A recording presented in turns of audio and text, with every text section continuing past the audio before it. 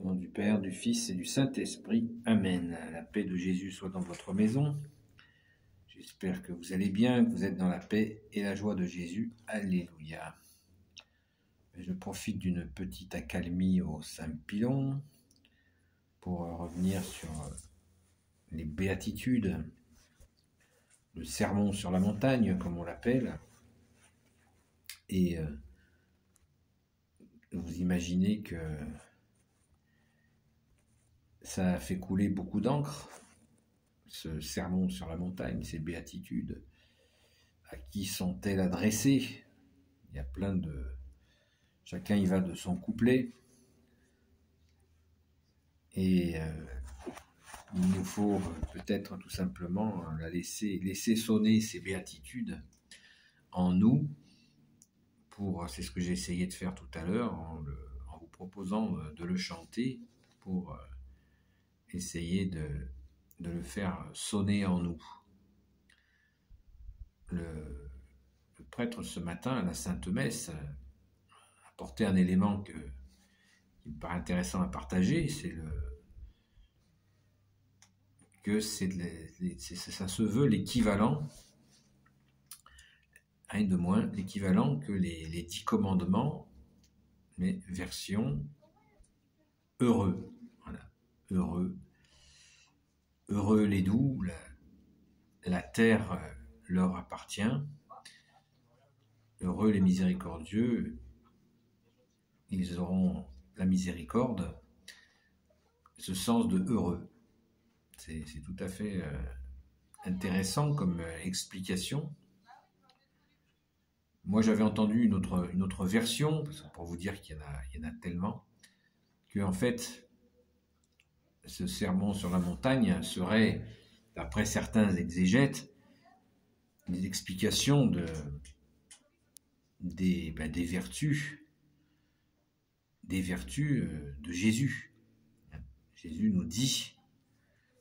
nous parle de lui lorsqu'il dit les béatitudes. Voilà, donc vous voyez, là, je vous donne deux versions très différentes, mais justement, c'est l'intérêt d'écouter différentes interprétations de ces béatitudes. Moi, je pense il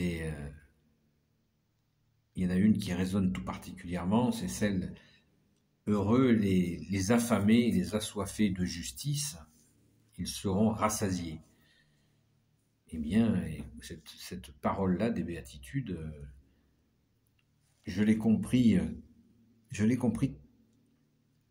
tardivement quand j'ai commencé à lire l'évangile, le saint évangile.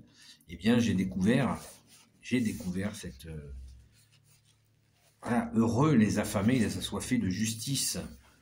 Et je ne comprenais pas quelle était justement cette... Je suis tout à fait concerné par cette parole, affamé et assoiffé de justice. Mais tant que je n'avais pas lu que c'était dans les évangiles, que c'était dans l'évangile, qui est en 4 formes, hein, Saint Marc, Saint Luc, Saint Matthieu, Saint Jean, et à un moment donné, quand on lit la Sainte Bible, quand on lit le Saint Évangile, eh bien, on trouve des choses qui correspondent à notre tempérament, à quelque chose en nous qui est vraiment particulier. Et il y a des gens, ils sont plus ou moins allergiques, ça leur fait plus ou moins ni chaud ni froid, l'injustice. Eh bien, il y en a d'autres, ça les heurte profondément. Et c'est en lisant ce sermon sur la montagne, dans l'évangile, ces béatitudes, que j'ai compris. Voilà. Alors j'imagine que voilà, chacun est touché d'une manière différente. Et c'est là où on voit la puissance de l'évangile qui s'adresse, qui fait écho en chacun de nous de manière différente.